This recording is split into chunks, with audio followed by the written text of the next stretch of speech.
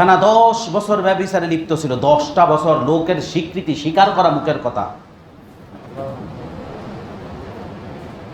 অবাক হন, এই ঢাকা সিটিতে, এই ঢাকা শহরে 10টি বছর সে ব্যভিচারে লিপ্ত ছিল। এখন কি হয়েছে? এখন তার চোখের পানি ঝরে। হঠাৎ একদিন ফোন, হুজুর আমি তো এই অপরাধ করেছি, এখন আমার কোনো ছাড় দেওয়ার কোনো সুযোগ আছে কি? আমি শরীয়তের মাসআলা ভিত্তিক কথা বলবো। ইসলামী রাষ্ট্র ব্যবস্থা থাকলে সে যখন এখন তাওবা করে ফেরত আসতে চায়, তার তাওবার রাস্তায় একটা বিবাহিত হলো তাকে ফাতের মেরে তাকে তার হক কার্যকর করা, এটাই তার তাওবা। এখান থেকে আর বের হওয়ার কোনো সুযোগই নেই।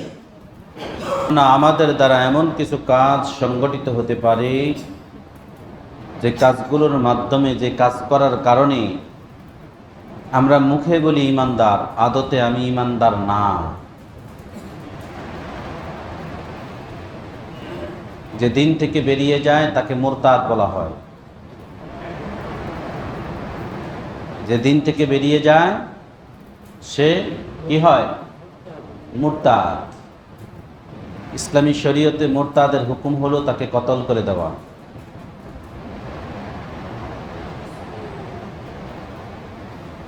সমাজে যদি সাকুনি দিয়ে বাসা হয়, আর আল্লাহ তাআলা যদি বাসার দায়িত্ব কাউকে দিতেন, তাহলে মুনাফিক আর মুরতাদগুলো এই সাকনি দিয়ে বের হয়ে যেত।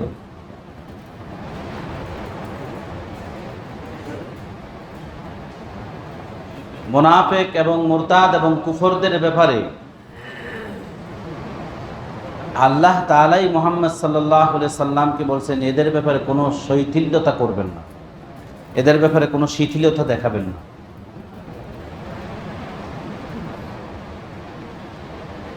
মুনাফিক, মুরতাদ এবং কাফের এদের ব্যাপারে কোনো শৈথিল্যতা নাই, ইসলামী কোনো শৈথিল্যতা দেখানোর সুযোগ নাই। শৈথিল্যতা তো ইসলামের মধ্যে তারাই করে যারা মুনাফিক।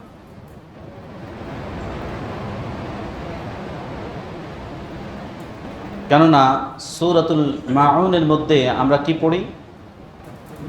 আল্লাযীনা হুম আন সালাতিহিম সাহুন। তার আগের আয়াতে কি বলেছে? আরাইতা, প্রশ্ন করছেন মুহাম্মদ সাল্লাল্লাহু আলাইহি ওয়াসাল্লামকে। কোন কোন আয়াতে বলছেন আপনি কি দেখেন নাই? রাআইতা দেখেন নাই, রাইয়ুন হলো দেখা, আর রাআইতা প্রশ্ন করছেন আপনি কি দেখেন নাই? তাফসীরে জালালাইনে আসছে আপনি উপলব্ধি অনুভব করেননি?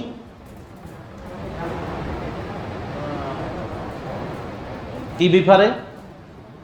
যে আপনার সামনে বসে যারা দিন নিয়ে, ধর্ম নিয়ে, আল্লাহর বিধান নিয়ে, দিন কি ধর্ম কি, আল্লাহ যে বিধান দিয়েছেন এই সমস্ত বিষয়গুলোই হলো দিন ধর্ম।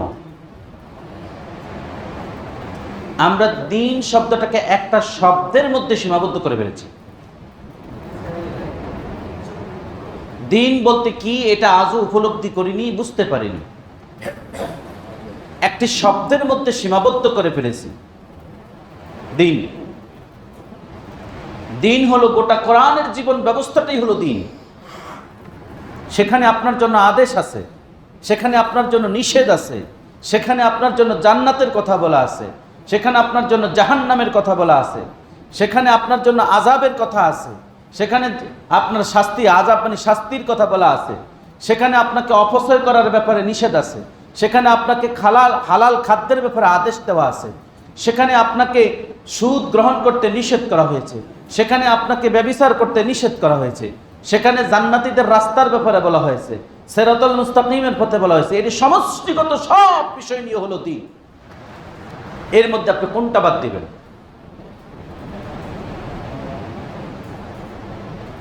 বাদ দেওয়ার সুযোগ আছে। আর বাদ দেওয়ার যদি সুযোগই থাকে, যদি সাময়িকভাবে ধরে নেই ঠিক আছে এইটা বাদ দেই ওইটা বাদ দেই, তা আল্লাহ তো আমাকে গোটা একটা হিউম্যান বডি দিয়েছে, মানব বডি দিয়েছে না? হ্যাঁ, তা আপনি এক কাজ করেন না, দিনের একটা অংশ যখন আপনি বাদ দেবেন, আপনি ইচ্ছাকৃতভাবে আপনার শরীরের একটা অংশ বাদ দিয়ে দেন। সম্ভব? এটা সম্ভব না হলে দ্বীনের বিষয় আপনার বাদ দেওয়া কিভাবে সম্ভব হয়? বুঝেন নেই? সামান্য একটা আঙ্গুল বাদ দিয়ে দেন, পারবেন? একটা চোখ বাদ দিয়ে দেন, সামান্য একটা অঙ্গ প্রত্যঙ্গের, একটা হিউম্যান বডির একটা অংশ আপনি বাদ দিতে পারবেন না। কষ্ট হবে, বিকলাঙ্গ হয়ে যাবেন, পঙ্গু হয়ে যাবেন। তাহলে দ্বীনের বিষয়গুলোকে আপনি খাটো করতে করতে, কাট করতে করতে, বাদ দিতে দিতে কোথায় নিয়ে আসছেন? দ্বীন ধর্ম শব্দ একটা, আপনি কি ইমানদার? আর ইমানের সাথে যে ওয়ামিলুস সালিহাত আছে ওটা আপনি ভুলেই গেছেন।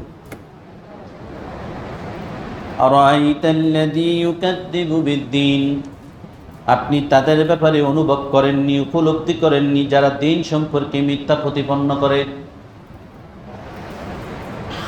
এখন কিভাবে মিথ্যা প্রতিপন্ন করে? এক নাম্বার, তাদের পরিচয় আল্লাহ দিচ্ছেন, আমি না। তারা কিভাবে দ্বীনের ব্যাপারে অস্বীকার করে? দ্বীনের কাজগুলোকে অস্বীকার করাই হলো দ্বীনের অস্বীকার করা। তাহলে দ্বীনের কাজ কি? এক নাম্বার, ফাযালিকাল্লাযী ইয়াদউল ইয়াতীম। এক নাম্বার আল্লাহ পরিচয় দিচ্ছে সূরাতুল মাউনের মধ্যে, তাদের পরিচয় হলো তারা এতিমকে গলা ধাক্কা দিয়ে তাড়িয়ে দেয়। তার মানে এই আয়াত আপনাকে বুঝিয়ে দিচ্ছে, যারা এতিমদের প্রতি অনিষ্ট করে, এতিমের সম্পদ আত্মসাৎ করে, এতিমের সম্পদ ভোগ করে, এতিমকে গলা ধাক্কা দিয়ে তাড়িয়ে দেয়, এরা ইসলামকে বিশ্বাস করে না, দ্বীনকে বিশ্বাস করে না। আমার কথা না, আল্লাহর কথা। কার কথা? আর কি করে? ওয়ালা ইয়াহুদ্দু আলা তুআমিল মিসকিন, যারা অসহায় দরিদ্র তাদেরকে খানা প্রদানে উৎসাহিত করে না, নিজে তো দেয় না, অন্যকে উৎসাহিত করে না। উৎসাহিত বুঝেন তো? হ্যাঁ, আমিও দিছি ভাই, আপনিও কিছু দেন। এই মানুষটা একেবারেই দরিদ্র, একেবারেই গরিব, একেবারে অনাথ, একেবারে নিঃস্ব, আমিও কিছু দিয়েছি, আপনিও কিছু দেন, উৎসাহিত করা। ওয়ালা ইয়াহুদ্দু আলা, ওয়ালা লা ইয়াহুদ্দু, তারা উৎসাহিত করে না, প্রদান করে না, দিতে চায় না। তুআমিল মিসকিন, তুআম হলো খাদ্য, মিসকিন হলো অসহায় দরিদ্রদেরকে খাবার প্রদান করতে উৎসাহিত করে না, দিতে চায় না। তাহলে পরিচয় দুই। কাদের পরিচয়? কাদের পরিচয়? তারা দ্বীন সম্পর্কে অস্বীকার করে। মুনাফিকরা দ্বীন সম্পর্কে অস্বীকার করে।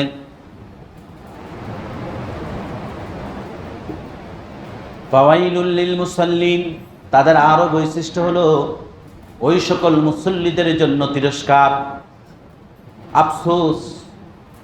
আল্লাযীনা হুম আন সালাতিহিম সাহুন, যারা নামাজের ব্যাপারে উদাসীন। তাহলে নামাজের ব্যাপারে উদাসীন কারা? মুনাফিকরা নামাজের ব্যাপারে উদাসীন।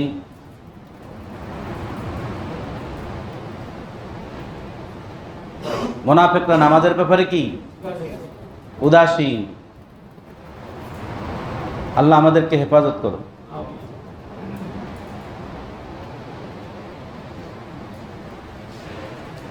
আল্লাযীনা হুম আন সালাতিহিম সাহুন আল্লাযীনা হুম ইউরাউন, যারা দ্বীনের কোনো বিষয় যখন আদায় করে, দ্বীনের কোনো কাজ করে, দান খয়রাত করে, সালাত আদায় করে, যাকাত দেয়, ইউরাউন, তারা লোক দেখানো কাজ করে। মুনাফিকদের পরিচয় হলো লোক দেখানো কাজ করা। জুম্মার নামাজ পড়তে এসে সাদা পাঞ্জাবি জুব্বা পরে তার বডিগার্ডকে বলে একটা ছবি তোলো, নিচে দিয়ে ক্যাপশন দেয় জুম্মা মুবারক। হ্যাঁ,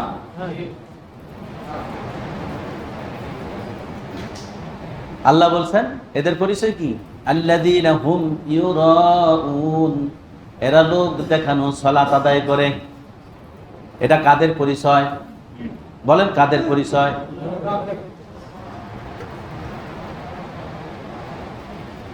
ঈদের নামাজ আদায় করে ঈদের নামাজের মধ্যে বসে ছবি তোলে, ঈদ মুবারক। আর আমার ছবি দিতে হবে কেন?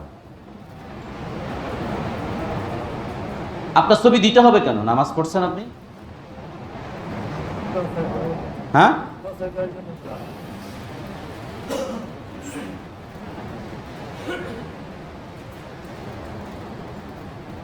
এক কথা হলো যে আমারটা অন্য কেউ তুলে নিছে, সেটা হলো ভিন্ন কথা, সে নিয়ে গেছে। বাট আমি একেবারে মুসল্লিদেরকে নিয়ে মেহরাব থেকে বসে একেবারে ফৌজ দিচ্ছি, এটা কি লোক দেখানো না? এটা কি লোক দেখানো? এদের ব্যাপারে বলা হয়েছে আল্লাযীনা হুম ইউরাউন। আরো পরিচয় আছে মুনাফিক নারী পুরুষের মধ্যে, ওয়ায়ামনাউনাল মাউন, তারা গৃহস্থালীয় জিনিসপত্র আসবাবপত্র একে অপরকে দিতে চায় না। দেয়? দিতে চায়? কৃষক মানুষ, ভাই আপনার কাছ থেকে একটু দেন, নাই তো। এক নম্বরে আছে, মিথ্যে কথা বললো, নাই তো, দিবে না। ওয়ায়ামনাউনাল মাউনের মধ্যে এরা, ওয়ায়ামনাউনাল মাউনের মধ্যে এরা। এই এলাকার বিদ্যুৎ চলে গেছে, বিদ্যুৎ বিভাগকে ফোন করা হয়েছে। যিনি ফোন রিসিভ করলেন তার উদ্দেশ্য তিনি এই এলাকায় আসবেন না, বিদ্যুতের কাজটা এখন করবেন না, পরে করবেন। এই জন্য আপনাকে বলে দিল যন্ত্র নিয়ে অন্য জায়গায় গেছে, আসলে কাজে যাবে, অথচ যন্ত্র তার অফিসে আছে। ওয়ায়ামনাউনাল মাউন, ওয়ায়ামনাউনাল মাউন, এরা পরস্পরকে সহযোগিতা করে না, আসবাবপত্র দিতে চায় না। প্রশাসনিক কাজে গিয়েছেন একটা ফাইল নিয়ে, এই টেবিলে গেছেন, করবে না, ওই টেবিলে যান। ওয়ায়ামনাউনাল মাউন, মুনাফিকের চরিত্র হলো এগুলো। সে জানে তার এই কাজটা তার হাতেই এবং সেই করবে, বলে কি এই টেবিলে না ওই টেবিলে যান। বলতেছে এটা তো আমার না, এটা তো অমুকের কাজ, তো উনি তো আপনার কাছে পাঠিয়েছে, উনি কেন পাঠিয়েছে এটা তো আমি জানি না, আপনি জানেন। একবার দুইবার আপনাকে না বলছি এখানে কেন আসছেন, আমি তো ভদ্র ভাষায় বলছি, অভদ্র ভাষাও ব্যবহার করে আপনাকে না বলছি এই টেবিলে আসবেন না, এখানে কি আপনাকে বলছি না ওই টেবিলে। এরপর কিছুক্ষণ পরে ওই ব্যক্তি যখন আবার ওই টেবিলে এসে দেখে স্যার নাই, তার অ্যাসিস্ট্যান্ট বলে স্যার একটু নাস্তা করতে বাইরে হয়েছে, এখন তার নাস্তার ক্ষুধা লেগে গেছে। ওয়ায়ামনাউনাল মাউন, এদের চরিত্র হলো মুনাফিকি চরিত্র। আপনার কাজ আপনাকে এখনই করতে হবে, লোকটাকে ঘুরানো হলো আপনার মুনাফিকি চরিত্র। মিলে মিলে আছে? হ্যাঁ, তো যিনি যেই টেবিলে আছেন, আপনাকে বলার আগে আমি বলি, আমি তো এখন এই মিম্বারে আসছি, এখন একটা লোক যদি আমাকে নামাজের পরে এসে মাসআলা জিজ্ঞেস করে, আমি কি এখন দেখিয়ে দিব যে অমুকের কাছে যান? তার মাসআলা জানা থাকলে আমি বলে দেবো, না জানা থাকলে আপনার কন্ট্যাক্ট নাম্বার নেন, আমি একটু কিতাব দেখে নেই, আমার এখন আছে ভাষা পুরো, আমাকে আরেকটু ক্লিয়ার হই। আপনার এই মাসালা, বহু মাসালা আছে, বহু জবাব আছে, তাৎক্ষণিক দেওয়া যায়। তালাকের মাসলা নিয়ে এখন মসজিদে আসলে কি তাৎক্ষণিক দেওয়া যাবে? যাবে? জানাবে বিচারের মাসলা যদি কেউ এখন নিয়ে আসে, এটা দেওয়া যাবে? দিলেই কি আমি এখানে তার উপরে হদ কার্যকর করতে পারবো? আমাদের কাছে এই মাসলাগুলো আসে।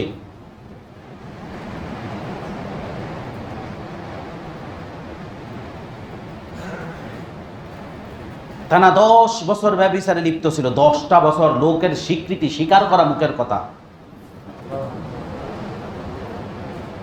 অবাক হন, এই ঢাকা সিটিতে, এই ঢাকা শহরে 10টি বছর সে ব্যভিচারে লিপ্ত ছিল।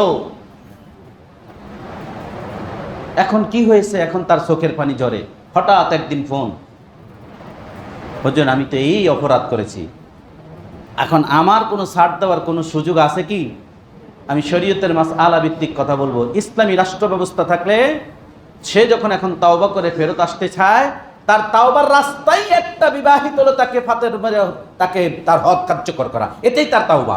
এখান থেকে আর বের হওয়ার কোনো সুযোগই নেই। তার তাওবাই এটা। সে তাওবা করতে চায়, ফেরত আসতে চায়, তাকে বিবাহিত হলে এক কোমর পর্যন্ত মাটিতে গর্ত করে পুঁতে পাথর মেরে তাকে নিহত করার পর্যন্ত, তার হদ কার্যকর করা পর্যন্ত, এটাই তার তাওবা। এটা আমার ফয়সালা না আল্লাহর ফয়সালা? আছে এটা। 10টা বছর লোকটা ব্যভিচার করেছে, আমি কি তার উপর হদ কার্যকর করতে পারবো? যারা রাষ্ট্রের দায়িত্ব নিছে, মনে রাখবেন এইটার জন্য আপনাকে কাঠগড়ায় দাঁড়াতে হবে আল্লাহর আদালতে। কারণ আপনার সুব্যবস্থা না থাকার কারণে সমাজের প্রতি রন্ধ্রে রন্ধ্রে এগুলো চলে ঘুরে বেড়াচ্ছে।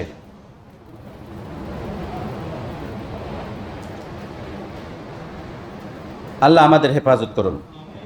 এই জন্য আল্লাহ রাব্বুল আলামিন সূরাতুল মাঈদার ৫৪ নম্বর আয়াতে আল্লাহ বলেন, ইয়া আইয়ুহাল্লাযীনা আমানু, হে ঈমানদারগণ, মাইয়ারতাদ্দা মিনকুম আন দীনিহি, তোমাদের মধ্যে যখন তাদের দিন থেকে তারা বেরিয়ে যায়,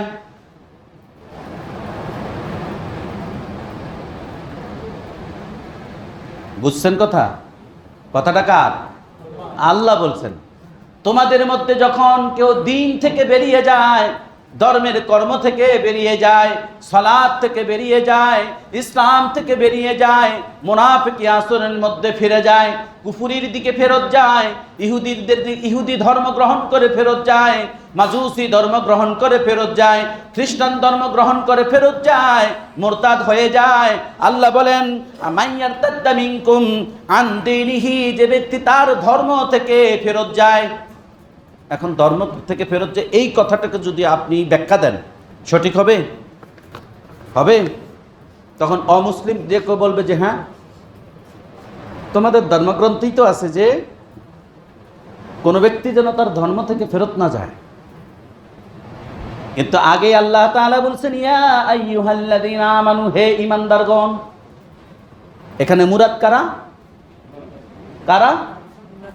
ঈমানদার, যে আল্লাহকে না দেখে বিশ্বাস করেছে, মুহাম্মদুর রাসূলুল্লাহ সাল্লাল্লাহু আলাইহি ওয়াসাল্লামকে আল্লাহর প্রেরিত রাসূল হিসেবে স্বীকৃতি দিয়ে আল্লাহর দেওয়া জীবন ব্যবস্থাকে গ্রহণ করেছে, রাসূলের জীবন ব্যবস্থাকে গ্রহণ করেছে, সেই ঈমানদার।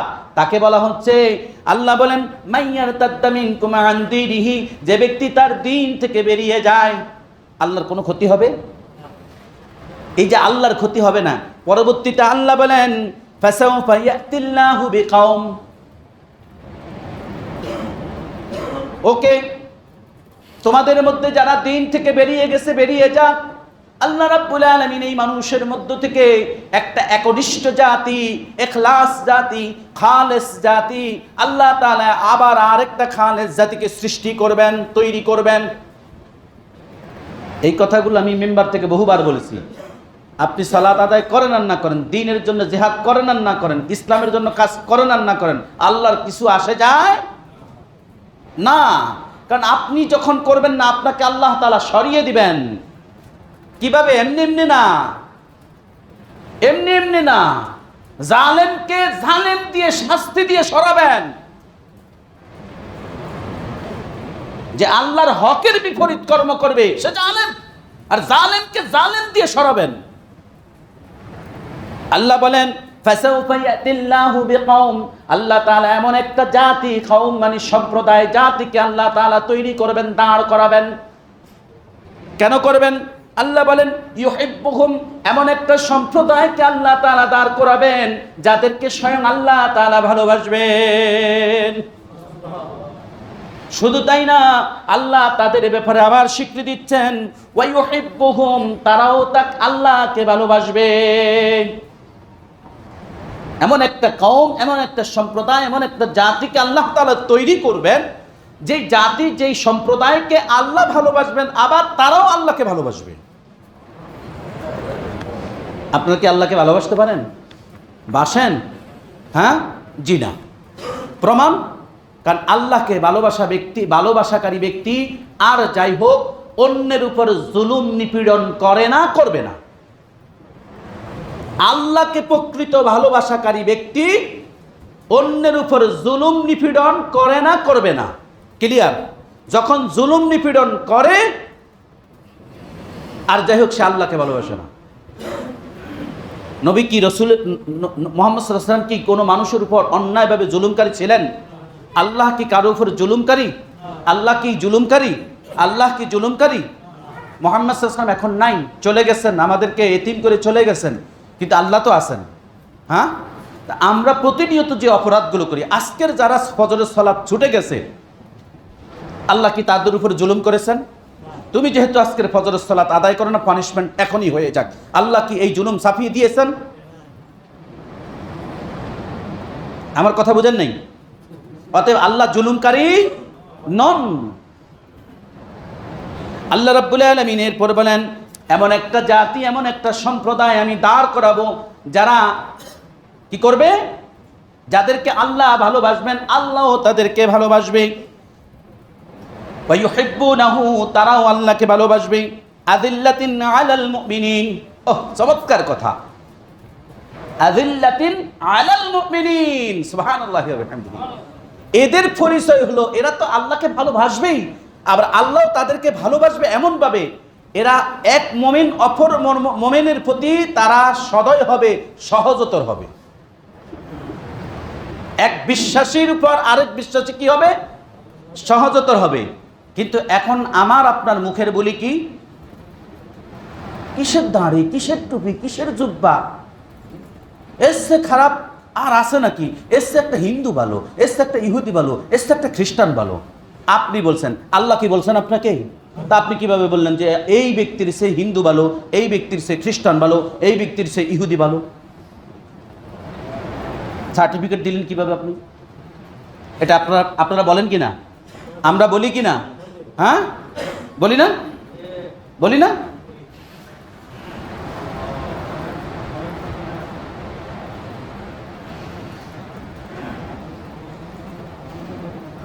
আল্লাহ বলছেন কুল্লু মুশরিকুন নাজাস, প্রত্যেক শিরককারী হলো অপবিত্র। আপনার কাছে সে পবিত্র হলো কি করে? আল্লাহ কোরআন দিয়ে চলে নিছে, আল্লাহ বলছেন কুল্লু মুশরিকুন নাজাস। নাজাস মানে হলো অপবিত্র।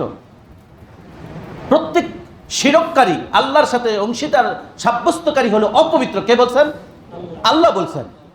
আপনি তাকে পবিত্র কি করে বলেন? যে এসছে ও ভালো, ভালো মানে কি সে পবিত্র, খুব ভালো মানুষ। সম্মানিত হাজিরিন, আল্লাহ বলেন আযিল্লাতিন আলাল মুমিনিন, অতএব এদের পরিচয় হলো আল্লাহ তাআলা এমন একটা সম্প্রদায়, এমন একটা কওম, এমন একটা জাতিকে দাঁড় করাবেন যারা আল্লাহকে ভালোবাসবে, আল্লাহ তাদেরকে ভালোবাসবেন। আর কি করবেন?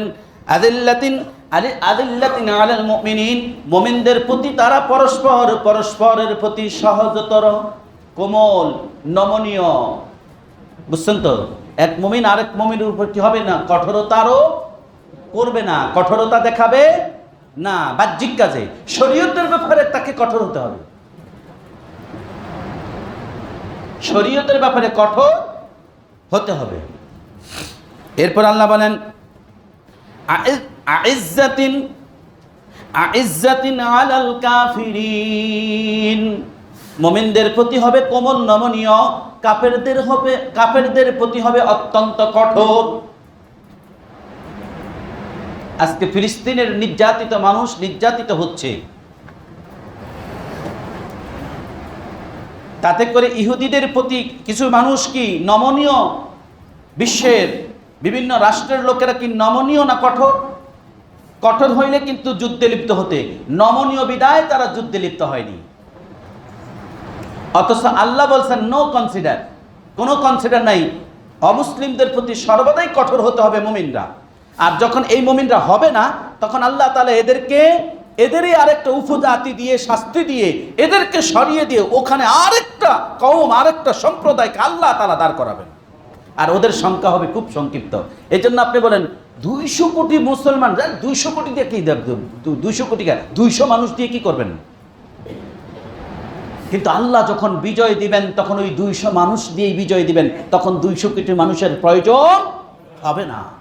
কারণ ওই 200 কোটি মানুষের তো আত্মা নয়,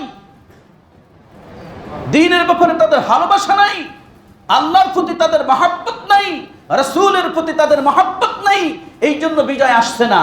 কিন্তু আল্লাহ তাআলা এই জাতিকে সরিয়ে দিবেন। এবার বুঝে দেখেন, আমিও সেই শাস্তির থেকে বেঁচে যেতে পারবো না। আল্লাহ আমাদের হেফাজত করুন। এরপর আল্লাহ বলেন, এতগুলো কথার বলার পরে এবার আল্লাহ বলেন ইউজাহিদুনা ফি সাবিলিল্লাহ,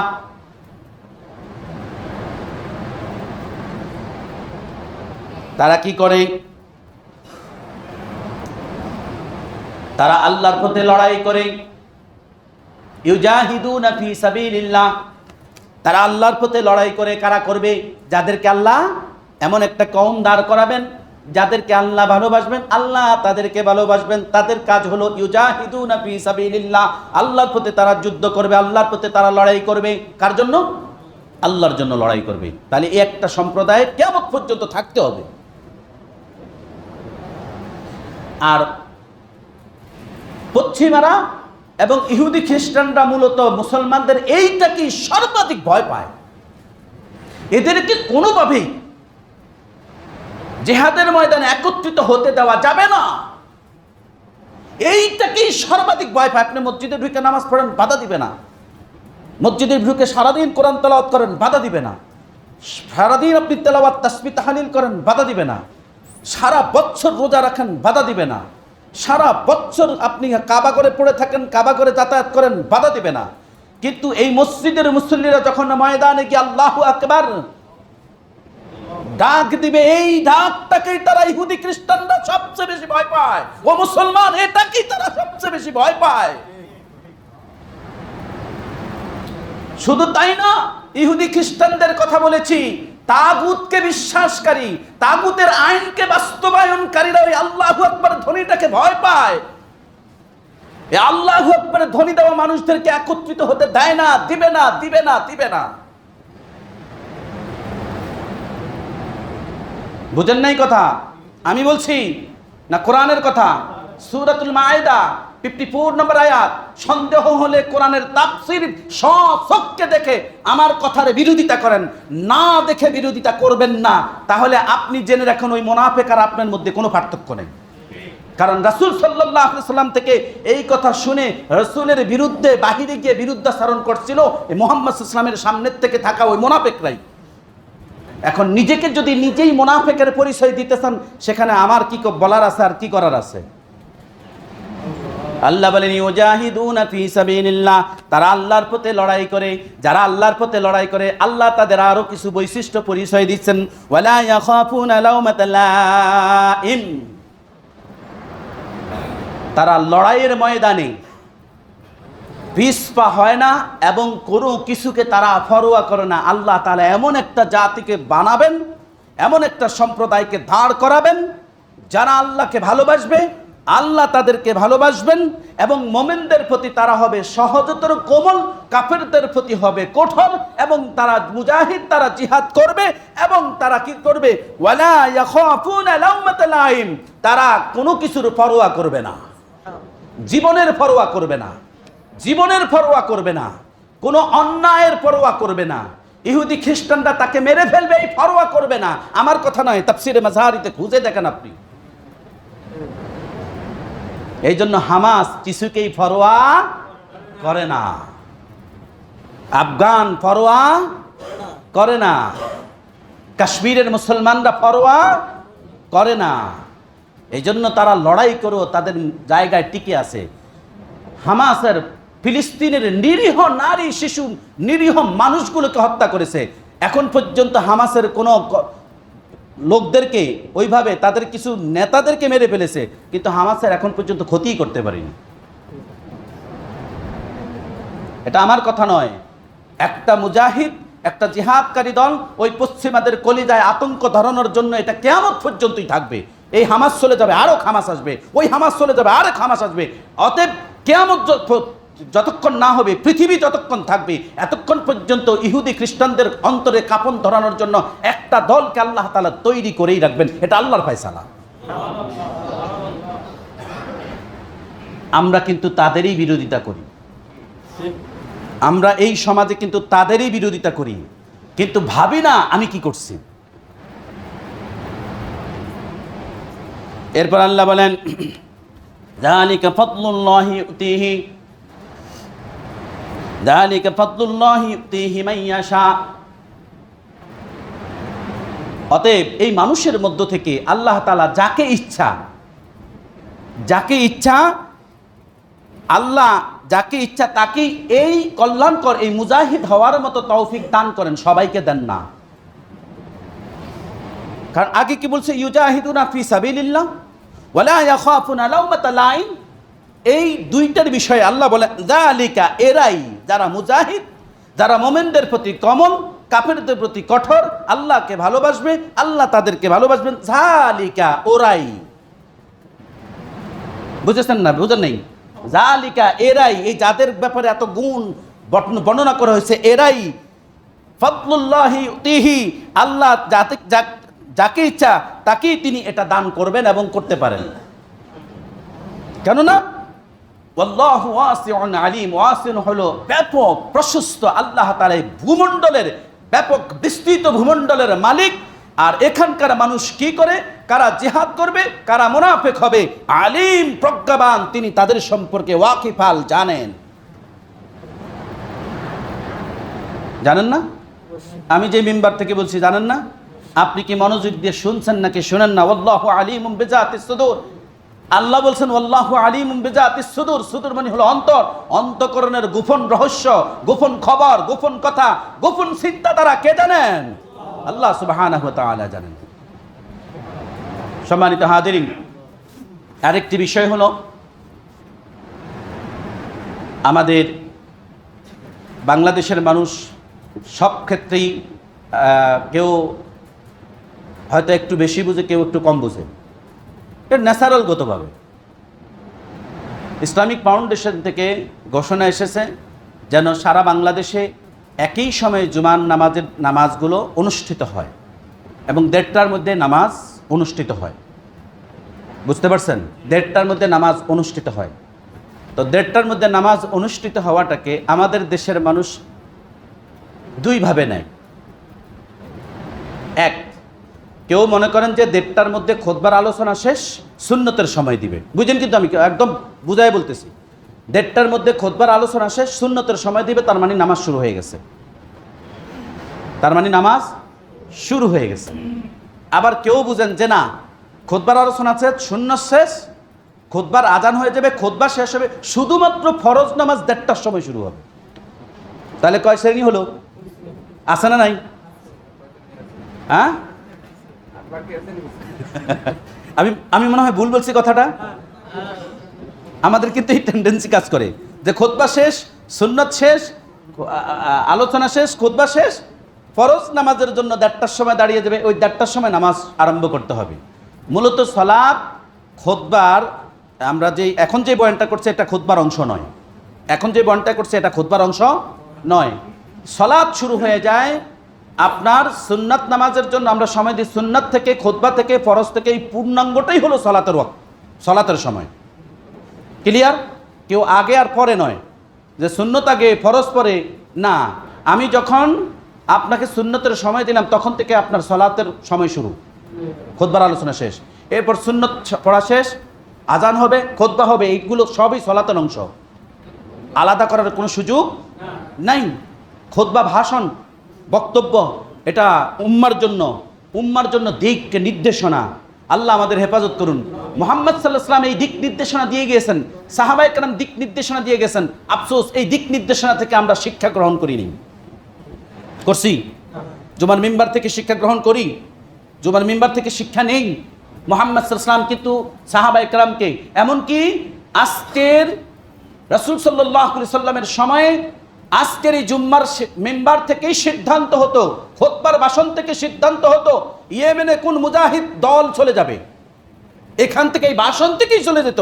আমার কথা নয়, আপনি হাদিসগুলো অনুসন্ধান কিতাবুল মাগাজি, যে বুখারীর হাদিসগুলো আছে দেখেন, পড়েন, এবং রাসূল সাল্লাল্লাহু আলাইহি সাল্লামের যেই খুতবার যেই মূল বিষয়গুলো আছে, এই ইসলামিক ফাউন্ডেশন থেকে প্রকাশিত কিছু বই আছে। একটা বইয়ের নাম আছে, আমার এই মুহূর্তে স্মরণ আসছে না। ওখানেই রাসূল সাল্লাল্লাহু আলাইহি সাল্লামের খুতবাগুলোর বিষয়বস্তুর কিছু কিছু বিষয় ওখানে উপস্থাপন করা হয়েছে। এমনকি যদি এখান থেকে কোনো জেনা ব্যভিচারকারীর শাস্তি নির্ধারণ হতো, এই জুমার মিম্বার থেকে কিন্তু খুতবার মধ্যে ভাষণ দিয়ে সেই সিদ্ধান্ত জানিয়ে দিত, নামাজের পর সেটা হদ কার্যকর হতো। এই হলো ভাষণ। আপনারা ভাষণ বলতে কি বুঝেন? এই দিন ধর্ম সম্পর্কে, কবরস্থান সম্পর্কে, জাহান্নাম সম্পর্কে এই একটু বলবে, এর বাহিরে যেন হুজুর কিছু না বলে। এইটুক যখন সীমাবদ্ধ দিন, তাহলে আপনি দিনের পূর্ণাঙ্গ কিছু বুঝেন নাই। অতএব আপনি এখনো শিশু দিনের ব্যাপারে যেই শিশু এখনো উপলব্ধি করে না এই দিন কি, আর এই শিশু ছিল 60 বছর বয়স উপনীত হয়ে গেছে, আল্লাহ সুবহানাহু ওয়া তাআলার কাছে অভিযোগ পেশ করার জন্য আপনার কোনো সুযোগই নেই যে আল্লাহ এখনো কিছু শিখতেই পারলাম না, এখনো কিছুই শিখতে পারলাম না, এই অবকাশ আপনার সামনে নেই। আল্লাহ কিন্তু আপনাকে জাররা জাররা জিজ্ঞাসাবাদ করবেন। আল্লাহ সুবহানাহু ওয়া তাআলা আমাদের বোঝার তৌফিক দান করুন।